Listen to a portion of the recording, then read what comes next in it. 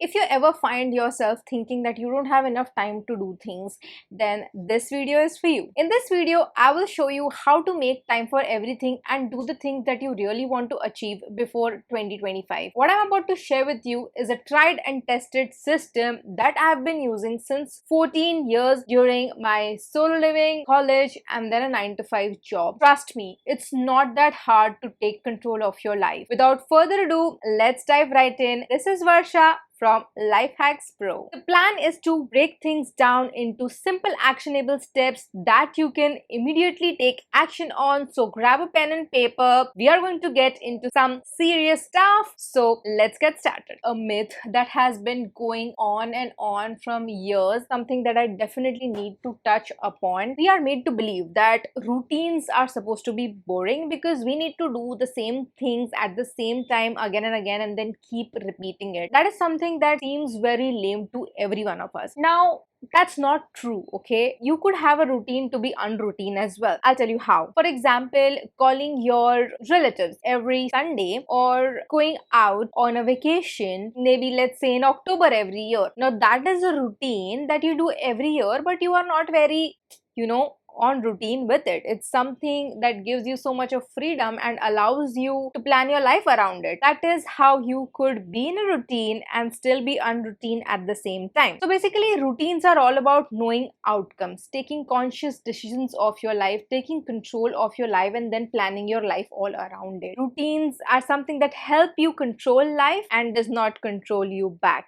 You know what I mean? By the way, if you haven't subscribed my channel, make sure you do, because here I like to make videos that are full of practical, actionable steps that you can take on self-growth, self-care, glam, productivity, and all of that fun stuff. So stay tuned. So now that I've addressed the elephant in the room, let's deep dive into the topics that we actually need to cover for this video. That is how to make time for everything and achieve everything you want before 2025. The first thing, make a list of things that you really want to do. This is very important because this will help you understand exactly what are the things that you want to do and how is that you can make time for it, and how and where will you fit it in your routine. Is it something that you really want, or is it something that you've just picked up because you've heard it somewhere? Make a list of things. Is it a new skill that you want to learn? Is it a new hobby? Do you want to start a side hustle, or do you want to socialize more? Do you want to read a book, or just have some more time to relax?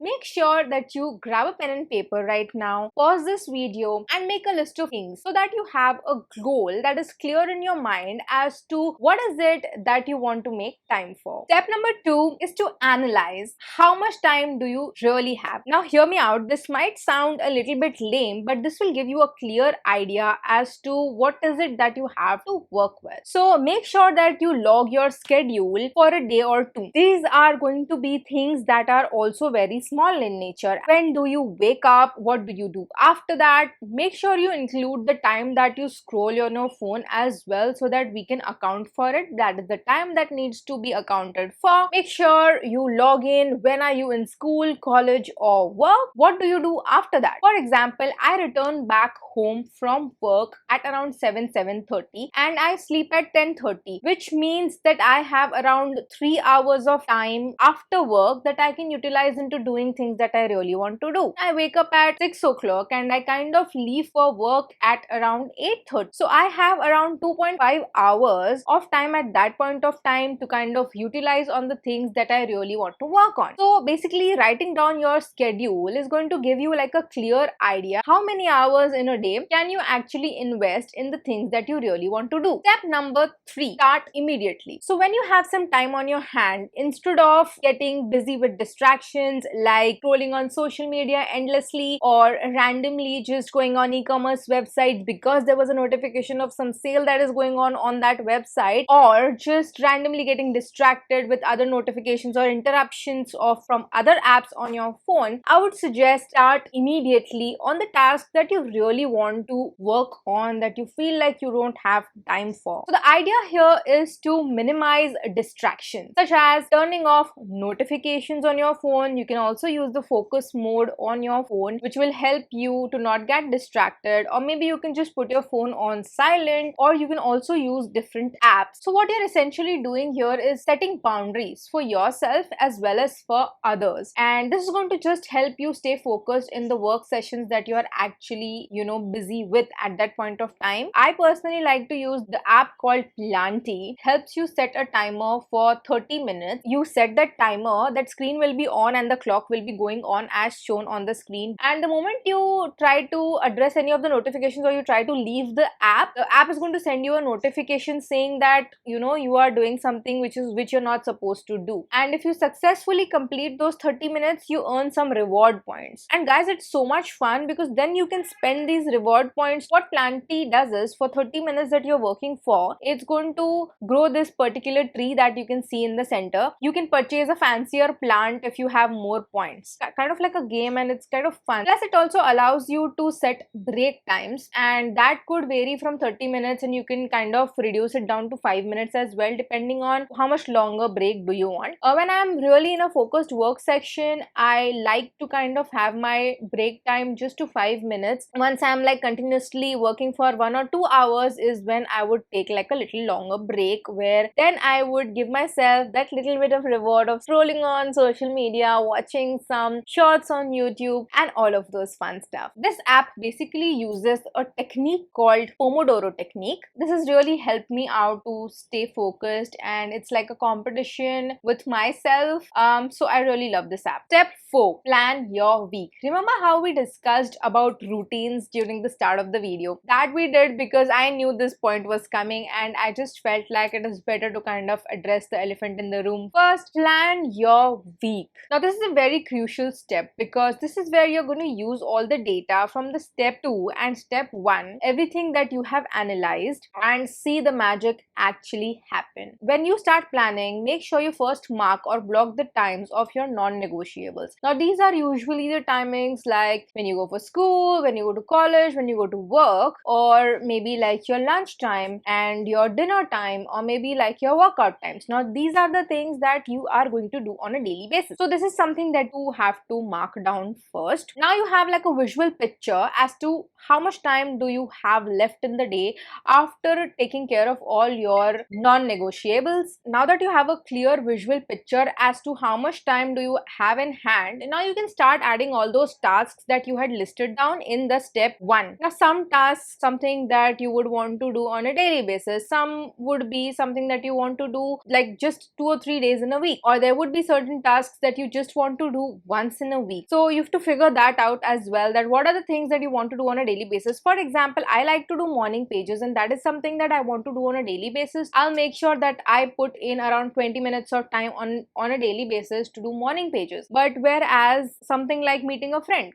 I'm okay to just do it once in a week, so I would just schedule that once in a week. At this point of time, what you want to do is kind of refer the list that you have made in the step 1. Make sure you work around your priorities. Out of the list also, what is it that you first want to start with? Now you won't be able to fit everything in the first go, like in the first week everything that is there on your list won't be in your schedule, but that's okay because you could always refresh things. Like for example, in week 1 you did something like meeting a friend, so in the week 2 you can always meet a friend, watch a movie with a friend. So what happens is, the case is that you're combining two things. You are going for a movie and also meeting the friend. So you see how socializing and watching a movie have kind of fit together in your schedule, and you kind of ended up doing two things at the same time, checking out two things that were maybe there on your list in that particular week. Another important thing to do here is basically time blocking. So make sure you actually physically go on your calendar and block your time for things. Also make sure that you put exact timings of that thing. So for example, I want to paint and I want to paint for 1 hour. I want to paint from 5 p.m. to 6 p.m. Make sure that you are very exact with your specifications when you are blocking your time. This will ensure that you actually work on these when you have scheduled for them. You will not have to keep all of these things in your mind. your phone will give you a reminder, you can just go start with your task and enjoy it to the fullest. Another thing that you can do during this time is basically combining tasks. Remember how we combined meeting a friend and watching the movie together? Similarly, you can also kind of answer your emails every alternate day. So on a given day, you don't have to answer emails. You are actually answering all the emails alternate days. So every other day you are doing that. Maybe what you can do is listen to some podcasts or audiobooks when you are driving or you are exercising. You can also watch your favorite shows when you're exercising. So you are kind of combining two tasks together. One is something which is a little bit mundane task which you don't need to use your brain so much for, and the other one would be something that you enjoy doing. That way you are kind of planning your time really effectively. Step number 5, make sure you schedule self-care, rest, buffer or social time. Now this is very important because buffer time needs to be scheduled between two tasks. As humans, we can only kind of assume that this is the amount of time we will take to do a certain task. But if in case it ends up taking a little bit longer, this buffer time is something which is going to help you be less anxious and be better prepared for all your tasks. So if in case any task ends up being longer, there is no need to panic.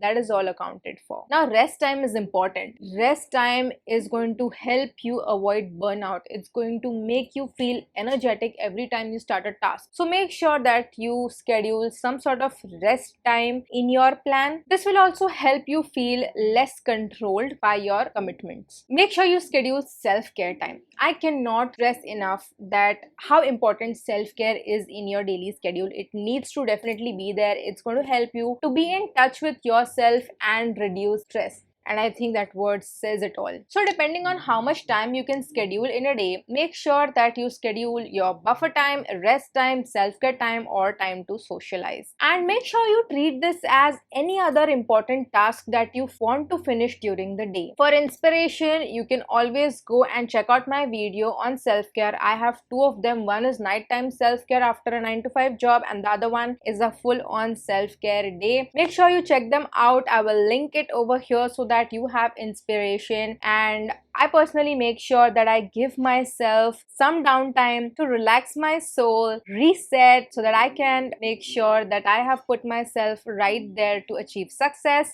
Believe me, I have learned this too late in my life and I have learned it the hard way, and so I would urge you guys to give importance to self-care. These habits kind of help me sustain and kind of keep going in my life. Last but not the least, point number 6, hold yourself accountable. Do an audit at the end of each day. Reflect on how you spent your time and identify plus eliminate things that made you feel distracted or things that kind of obstructed or came in the path of achieving what you wanted to achieve or do the task that you really set out to do at that given point of time. Essentially, what we are going to do is identify problem areas, which are those times that are getting wasted because of a XYZ reason, and then try to see how we can find a solution to kind of eliminate them. Remember that you have time to achieve the things that you want to if you make those things a priority. There you have it, a blueprint of how you can make time for everything you want to achieve before 2025. Hope you find these tips helpful. Comment down below with your favorite step. Reach out to me down below because I read all my comments and I will make sure to reply to each one of you guys. Don't forget to like, share, subscribe. Life Hacks Pro signing off until next time.